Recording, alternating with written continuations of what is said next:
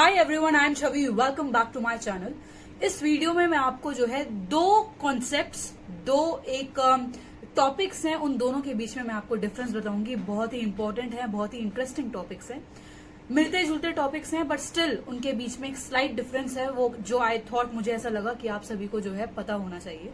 सो एक टॉपिक है that is temporary injunction and the second topic is attachment before judgement. So temporary injunction जो है वो तो हमारा कहां पर डिफाइंड है, हमारे सीपीसी, जो सीपीसी है 1908, वहां के जो ऑर्डर 39 का जो रूल 1 है, वहां पर हमारा टेम्परेरी इंजंक्शन जो है डिफाइंड है कि क्या होता है टेम्परेरी इंजंक्शन और क्या नहीं होता, कब मिलता है कब नहीं मिलता। ठीक है, अब बात आती है कि अटैचमेंट बिफोर जजमेंट कहां पर डिफाइंड है। तो अटैचमेंट बिफोर जजमेंट कहां डिफाइंड है, वो डिफाइंड है ऑर्डर 38 रूल 5 के तहत।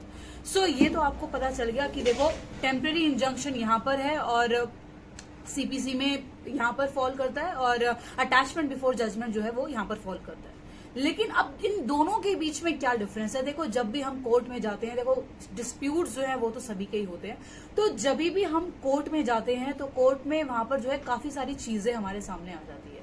हमको हर एक स्टेज पर ऐसा नहीं है कि हम अपनी मर्जी से जो है कोई भी प्रोविजन लगा देंगे, कोई भी चीज जो है इंट्रोड्यूस कर देंगे लॉ में। नहीं, हर एक चीज का जो है कोई ना कोई तरीका होता है, कोई ना कोई वे होता है, उसके अगेंस्ट जो है हम नहीं जा सकते। जो लॉ है हमें उसी को ही जो है फॉलो करना पड़ेगा। We can not break the letters of law, always keep in mind.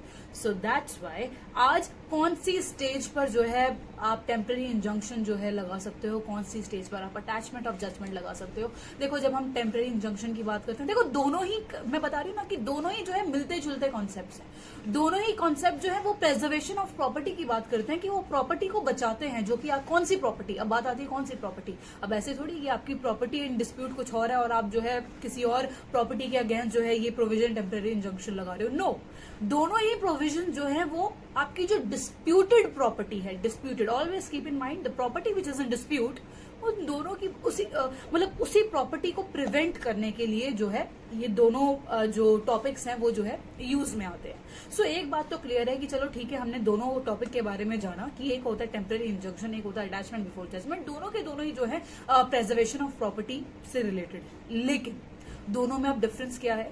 दोनों में डिफरेंस है कि दोनों जो है एक तो अलग अलग स्टेजेस पे होते हैं, अप्लाई किए जाते हैं, और इन दोनों का नेचर ऑफ प्रॉपर्टी से बहुत ही ज्यादा तवज्जो है, लेना देना है। सो दैट्स वाई अब क्या दोनों के बीच में डिफरेंस है? टेम्पररी इंजंक्शन जो कि ऑर्डर 39 रूल 1 में है, और जो कि अटैचमेंट बिफोर जजमेंट जो कि ऑर्डर 38 रूल 5 में है। अब इन दोनों के बीच में क्या डिफरेंस है, चलिए जानते हैं। सो अब डिफरेंस की जब हम बात करते हैं तो सबसे पहले हमारा क्या आता है? सबसे पहले आता है हमारा टेम्पररी इंजंक्शन। सो जब हम टेम्पररी इंजंक्शन की बात करते हैं तो देखो, टेम्पररी इंजंक्शन में सबसे पहला वर्ड क्या यूज किया है? सबसे पहला वर्ड यूज किया है टेम्पररी, विच मीन्स कि टेम्पररी इंजंक्शन जो कि, देखो सबसे पहला डिफरेंस तो यही है कि वो ऑर्डर जो है 39 रूल 1 में है, और दूसरा जो अटैचमेंट बिफोर जजमेंट है वो किसमें है?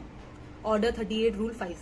लेकिन अब सेकंड डिफरेंस के बारे में बात करते हैं। तो देखो, जैसे मैंने आपको बताया कि उसमें टेम्पररी वर्ड यूज किया है, तो एक डिफरेंस तो इस वर्ड से ही निकल गया, क्या कि एक टेम्पररी रिलीफ देता है। टेम्पररी इंजंक्शन जो है वो क्या देता है हमें? वो देता है हमें टेम्पररी रिलीफ। वाई? बिकॉज देखो, एक टेम्पररी रिलीफ देता है किस पे?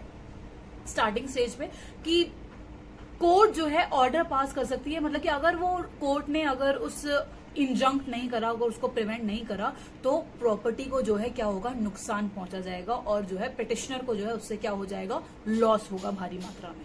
सो टेम्पररी इंजंक्शन जो नाम से निकलता है उसका मतलब ये है कि वहां पर जो है हमें टेम्पररी रिलीफ दिया जाता है, मतलब कि इमीडिएटली कोर्ट जो है इमीडिएटली ऑर्डर पास कर देते हैं कि ठीक है, अभी तक जो है आप इस प्रॉपर्टी पर जो है कुछ नहीं कर सकते।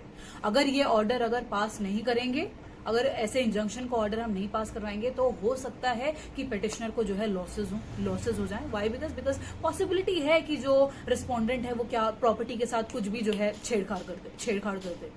सो दैट्स वाई यहां पर जब हम टेम्पररी इंजंक्शन की बात करते हैं, which means always keep in mind temporary relief is granted. अब बात आती है कि अटैचमेंट बिफोर जजमेंट कब आता है? सो देखो, अटैचमेंट बिफोर जजमेंट जो है वो बेसिकली लेटर स्टेज पे वो करी जाती है। देखो, जैसे हमने टेम्पररी इंजंक्शन का तो पता लगा लिया, लेकिन अब अटैचमेंट बिफोर जजमेंट, जब ये एक तरीके से मान लो कि जब आपकी डिग्री की पूरी फाइनलिटी होने वाली होती है, मतलब बेसिकली आपका जो केस जो है वो खत्म होने वाला होता है, तो उस स्टेज पे जो है हम एक मतलब कि अटैचमेंट बिफोर जजमेंट का जो है ऑर्डर पास करवा सकते हैं, जो कि आपकी प्रॉपर्टी को जो है प्रिजर्व करने के लिए ऑर्डर जो है, फाइनल ऑर्डर जो है पास किया जाता है। So always keep in mind कि जब हमारी इंटरिम स्टेज जो है पास हो जाती है और जब हमारी लेटर स्टेज आ जाती है केस की, तब जो है हम क्या पास करवा सकते हैं, हम करवा सकते हैं अटैचमेंट बिफोर जजमेंट। और एक तो और जो नेक्स्ट डिफरेंस आता है, देखो जैसे मैंने आपको स्टार्टिंग में नेचर ऑफ प्रॉपर्टी के बारे में एक डिफरेंस बताया था कि नेचर ऑफ प्रॉपर्टी के बारे में भी हम बात करेंगे। तो वही है यहाँ पर कि देखो जब हम टेम्पररी इंजंक्शन की बात करते हैं तो वहां पर जो है हमारी डिस्प्यूटेड प्रॉपर्टी होती है। बेसिकली ये नहीं होता कि किसकी प्रॉपर्टी है किसकी नहीं है, just property which is in dispute, उसके बारे में हम बात करते हैं। लेकिन जब आप अटैचमेंट बिफोर जजमेंट पढ़ोगे, जब आप ऑर्डर 38 रूल 5 पढ़ोगे, तो वहां पर हिज प्रॉपर्टी एक आप जो है टर्म पढ़ोगे वहां पर। तो हिज प्रॉपर्टी में वहां पर जो है रिस्पोंडेंट की ही प्रॉपर्टी जो है हम इन क्वेश्चन होती है। So always keep in mind कि जो टेम्पररी इंजंक्शन है वहां पे डिस्प्यूटेड प्रॉपर्टी है, लेकिन जब हम अटैचमेंट बिफोर जजमेंट की बात करते हैं तो वहां पर सिर्फ और सिर्फ जो है किसकी प्रॉपर्टी होती है, रिस्पोंडेंट की प्रॉपर्टी होती है। So this is the another difference, जैसे जो मैंने आपको नेचर ऑफ प्रॉपर्टी से रिलेटेड बताया था। So this was the difference between these all word the difference between temporary injunction and second one is attachment before judgment. I hope this is clear to you. Thank you so much. Bye bye.